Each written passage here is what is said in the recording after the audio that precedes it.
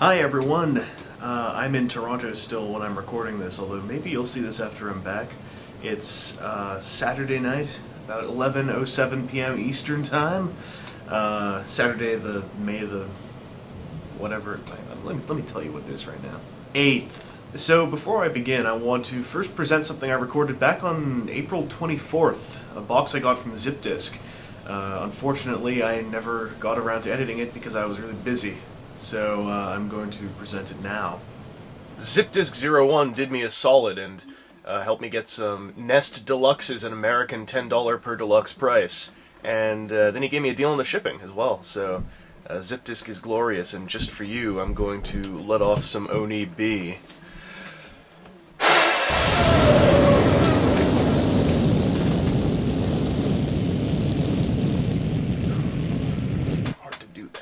So he used the same box that I sent something to him with, I could tell, because it still had my labeling of this end up on one side. So I think the next time that I send something to Zipdisk, I'll have to use this box again, because now it's kind of like our communal bro box. Kind of like when you have a communal shower, only it's a box that you put yourself into. Your possessions. Is this making any sense? I can save up to 60% on my prescriptions! Oh man, I even got Huddle House coupons! Huddle House? What's that?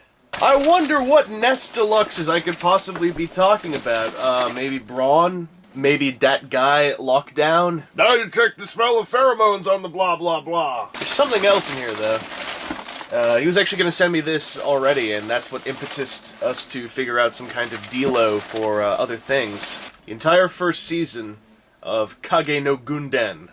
Sonny Chiba as the Shadow Warrior.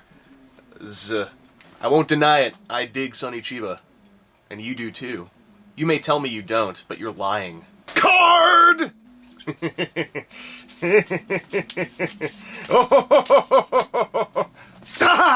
Tear their faces off! Doesn't sound very Christmassy. By Jason Meador.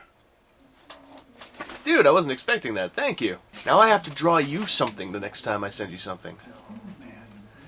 I have been on a bit of a kick of drawing the contents of the boxes drinking apple juice.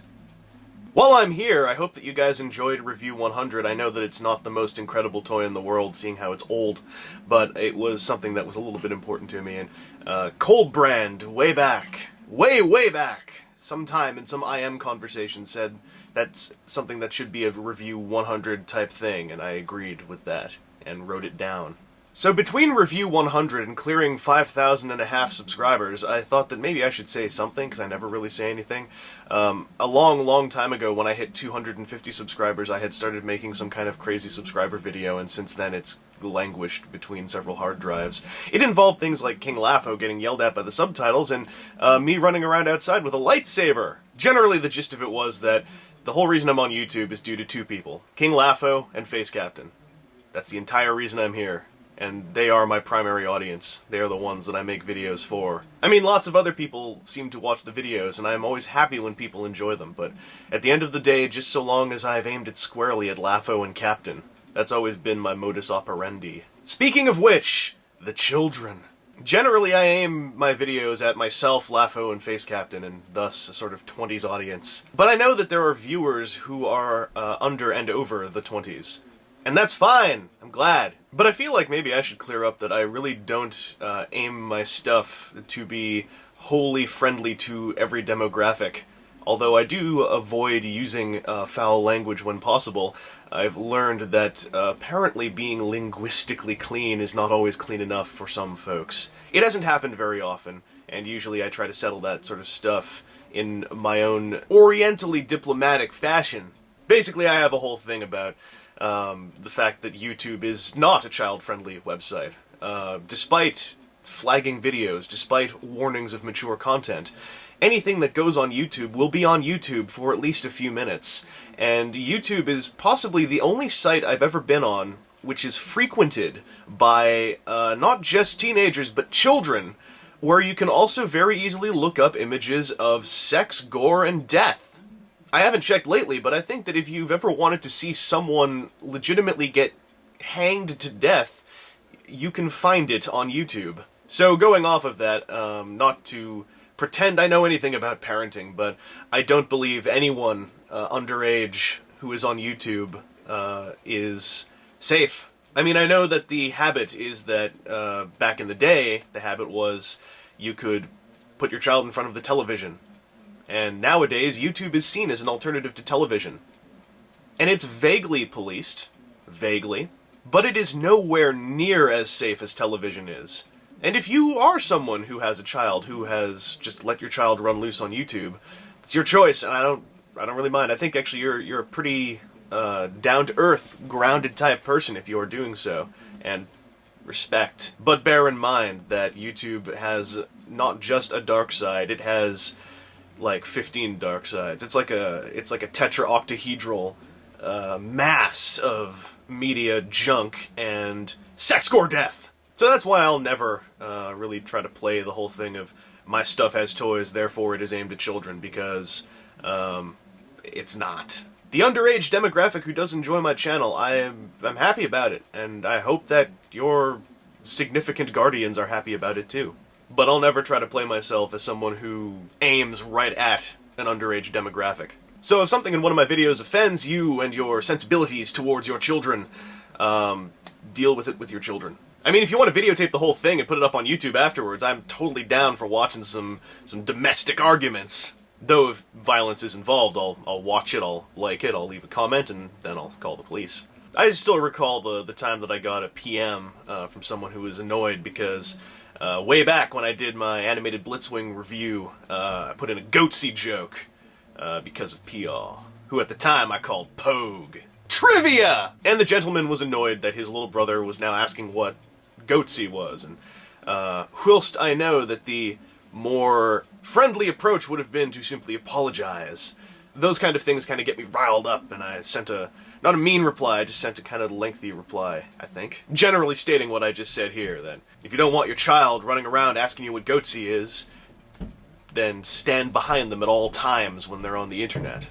Although I really thought the goatsy was, like, done at this point. Like, that's like back when I was in high school. That's like early 2000s. I hear if you play Beatles records backwards, you hear messages from Satan. Anyway, I don't know where I'm going with this, but I felt like sharing that now that I've cleared that plateau. As I said, Lafo and Face Captain are solely to blame, and everyone who watches these, I'm happy about it. I saw a comment from Darth Jono that kind of made me remember there are a lot of folks whose names I recall in the comment sections since like day 1 or somewhere between day 1 and day 10. And, you know, folks like Darth Jono, like the Hell Dragon, Hobbit Ninja, other names. I forgot yours because I hate you. Jedi Jennifer, Superfire Dagwan. I still forgot your name, 'cause I hate you. A lot of folks who comment and that I admit I don't get back to all the time. Familiar names always kind of make me happy. And back when I started, 5,000 was like the number, the big subscriber number to beat. Even though nowadays I'm aware that subscribers don't really factor into things as much as view counts do. Nonetheless, I've now hit the goal I had back in 2008. So, thanks. I do some kind of crazy subscriber contests, but I don't really know how to run those, and I'd probably waffle and forget to deal with it after I started up. I don't know. Who wants to win some Scotch tape? I could always try giving away, like, candy toy candy, but this stuff, I think, ranges from dates dating back to Geki Ranger, so I'm not entirely sure if it's all healthy, although I've been told by some people that this kind of candy can't go bad until after a decade. Then again, I feel strange about that. Should I try giving away the candy? I don't know. Tell me. Would anyone want tape? Tell me. Real life is real busy, and I'm going to be out of town shortly after it's done being busy, but hopefully I'll still be getting videos up. I got some more stuff from HLJ. Oh god, sponsored! You sellout! And I do want to review a couple other more nostalgic items, such as a bass, or maybe a giant stagecoach pulled by a robotic pony. Till then, though, bye-bye! And I do want to, again, thank everyone for tuning in. As I said in that really poorly put together semblance of a speech, I don't really like to pause to make a big deal out of subscribers all that often, but considering how I've cleared the numbered 100 review mark, and I think I'm over 5,600 subscribers now. I thought it would be worth saying something, because I don't want to be a total dick about it. So I hope you stay tuned for whatever it is I keep doing. You may have noticed VBuild. Let me tell you a little bit about VBuild. It does run a bit long. If you want to see an example of what inspired me to do that kind of stuff, go check out Beasts of War. I've been watching them for the last maybe a year now. When I do the videos for building model kits, they're not going to be nearly as snappy as reviews because I want it to be a little bit more vicarious type of stuff. So they will probably run kind of long. That's just how it's going to be with those, because most model kits tend to have at least as many parts as one of those mini pla things, if not a lot more. So they're probably going to not be much shorter than that one. I would go in assuming that any VBuild will probably be around 20 minutes. I could tighten up stuff, of course, but you know, I'm not always going to be building mini pla. I want to try doing a couple of things like that, just because it feels like it'd be fun to switch things up, and I like building models, and I thought I may as well try making a video out of it. As for VPaint, I do want to do that. I haven't painted the Go Say Great thing yet, so don't worry about that if you were. But I am probably going to try doing something akin to VBuild #1, which is going to be a really haphazard experimental video, and then I'll just figure out ways to tighten it up from there. As for my modeling and painting technique, they are absolutely not meant to be a tutorial of any sorts. So it's not like I'm trying to say this is how you do it, because I probably don't know how to do it. I mean, like, when it comes to painting, right now, it's mostly going to just be like Gundam markers and occasionally a paintbrush. I am nowhere near the level of expertise of people who are awesome at customizing, such as Dak or GM Fan or Nemesis Predaking. Those guys know lots more than I do. But I just want to show you what I'm doing, and then maybe you'll see something cool in there. And then if you see something correctable, post a comment. Even if I don't like follow your advice, I still appreciate the comment, because communication is awesome. So I was in Toronto and had some good times, hung out with family, hung out with some Torontonians I know, hung out with some Mississaugians, hung out with some, I think, at least for now, temporarily Scarboroughnians. Really, I just wanted to try doing something where I'd not have to think about anything. Although, I still recorded 2 podcasts while I'm out here. Ha! And I do have new audio equipment, and why am I not using it? Because right now I'm really tired and I don't feel like it. But I do want to try figuring out how to use my condenser mic with review videos or any other video I do. The main thing is, if I'm on screen, like for a vlog, I don't really want to be holding a microphone up here the whole time, and it's kind of an oomphy microphone, so but I do want to try to get a hold of a mic stand so I can try using it for reviews. Thing is, it involves having a soundboard set up and a microphone that would be near my face the whole time, and I'm not entirely sure how that would turn out, so I might try out the mic first on a less important review. But if I don't always use the mic, or if I don't use it for a while, it's just because I don't really know how to sync all that stuff up that greatly. That and the microphone on this thing, when I'm sitting directly behind it, isn't all that bad. So it's not really going to be a titanic jump in quality, but maybe a somewhat plausibly notable one. Just kind of throwing thoughts left and right all over the place here. I got a little bit of cat hair in my face, so I'm a little bit loopy. Ooh.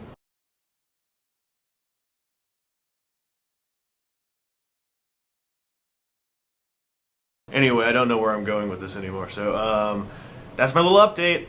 VBuild and VPaint I still want to keep doing, and I am trying to take to heart as much as I can with your comments, but again, I may take to heart a comment but not actually apply it because I might disagree with it. It doesn't mean I dislike you. But VBuilds will probably be long. I actually do disagree about something. Personally, I prefer clipping with the good end of the nippers while they're on the frame. I've always been like that ever since like 1997. It's just my habit. I don't know. I hate having a little plastic nibs lying all over the place, but that's just me. So I'm gonna get in your head with my nippers. So I guess I'll see you guys later. It's like gonna snow, you know? I really bet it's gonna snow. It's May. Why is it gonna snow in Toronto in May?